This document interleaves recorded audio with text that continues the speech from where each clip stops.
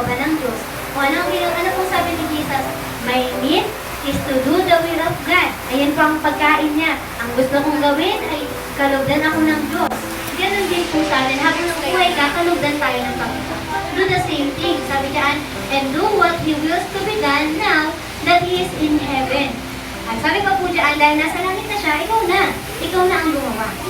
Dahil ikaw na ang gumawa, ikaw ang mag-share sa tao, ikaw ang gumawa ng mabuti sa kanila, ikaw ang gumawa ng mga bagay na ginagawa ko noon. Sabi diyan, as followers of Christ, we must be faithful. Sabi diyan, ministers for Him, as well as to become Christ ambassadors in this present age. Na ano pong sinasabi? Ano daw pong gusto ni Lord sa atin? Maging faithful at maging fruitful. Sabi niyo nga po, faithful, fruitful.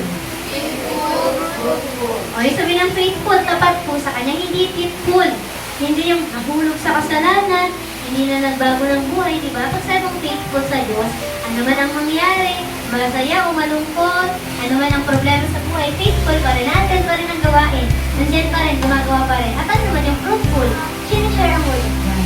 Kaya nga po, di ba, ang puno daw po na hindi nagbubunga, anong ginagawa?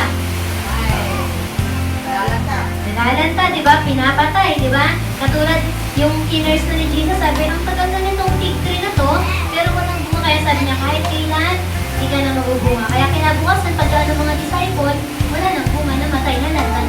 Kaya ikaw, kung ikaw hindi ka na nagbubunga ang Kristiyano, ilang taon ka na kay Lord, o kung bago ka pa kay Lord, hindi yun parang isipin mo, ano ang mga magiging bunga mo?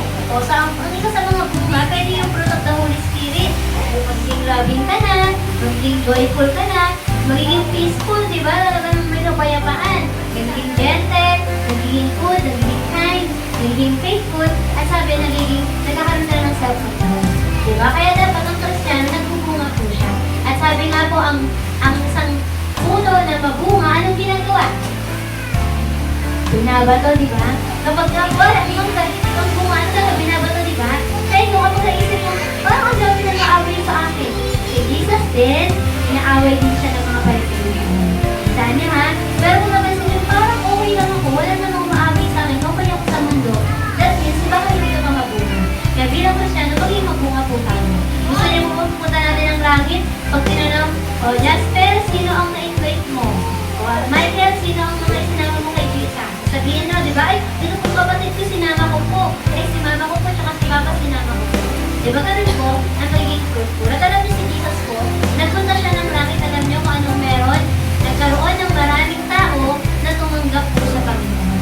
Di ba? Mula po sa buhay ni Jesus. Kaya nga po kilala ang Diyos, di ba? Kilala si Jesus na talagang napakabuting Panginoon. At may kasunod na po ba yan? Kaya sabi diyan, kaya last na po ito, verse po ito, sabi diyan sa Proverbs 13:17, a wicked messenger poureth into mischief, but a faithful ambassador is help. Tandaan nyo ha, na kung saan daw kapag ikaw wicked na messenger ka, kapag ikaw puro lang naman ang ginagawa mo, hindi ka naman tapat talaga sa Diyos, ano nangyayari? Mischief, magiging magulo ang buhay mo. Pero sabi diyan, pero ang faithful, naging faithful ka lang daw po. Kung wala, ang tinuro lang sa'yo, ano ha? Magic ha, mag-beatbox ka lang mula sa umpisa hanggang matapos ang buhay mo. Kung faithful po siya, kahit nag-beatbox lang po siya, nagiging maayos po ang buhay mo. Nag-encourage po tayo kung ano yung mga sinimulan natin sa Panginoon, maging tapat ka lang din.